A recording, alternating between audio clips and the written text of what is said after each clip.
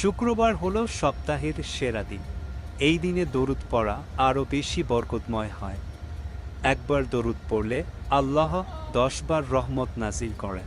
শুধু মুখে ভালোবাসি বললেই হবে না, ওনার আদেশ মানা, ওনার সুন্নাহ অনুসরণ করা, ওনার দেখানো পথে চলা, এটি ওনার প্রতি ভালোবাসার প্রমাণ।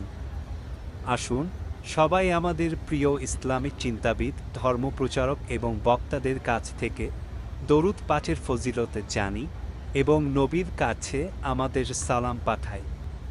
প্রতি শুক্রবার বিশ্বনবীর উপরে বেশি বেশি যেন আমরা দুরুদ পড়ি। আমরা যখন বিশ্বনবীর সালাম দেই, দুরুদ পড়ি, একদল স্পেশাল ফেরেশতা আছে যারা বিশ্বনবীর দুরুদটা নিয়ে সরাসরি বিশ্বনবীর রওজায় যায়, যে বলে অমুকের বেটা অমুক আপনারে সালাম দিয়েছে। বিশ্বনবী নিজ কবরের থেকে নিজেই সালামের উত্তর দেয়। বিশ্বনবীর ভালোবাসা যেন আমাদের হৃদয়ে থাকে, বিশ্বনবীর সুন্নাহ দিয়ে যেন আমাদের জীবনটাকে সাজাই। পারা যাবে ইনশাআল্লাহ। বিশ্বনবীর ভালোবাসা ছাড়া কেউ জান্নাতে ঢুকতে পারবে। জুমার এই দিনে এবং রাতে বেশি থেকে বেশি নবী সাল্লাল্লাহু আলাইহি ওয়াসাল্লামের উপর দরুদ শরীফ পাঠ করেন। পারা যাবে ইনশাআল্লাহ। সবচেয়ে শ্রেষ্ঠ দরুদ কোনটা? দরুদ ইব্রাহিম। পারা যায় ইনশাআল্লাহ। এটা না পড়েন অ্যাটলিস্ট এতটুকু বলবেন, আল্লাহুম্মা সাল্লি ওয়া সাল্লিম আলা নবিয়িনা মুহাম্মদ। পারা যাবে?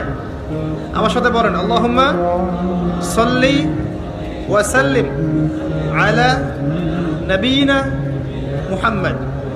কমপক্ষে সকালে 10 বার, সন্ধ্যায় 10 বার।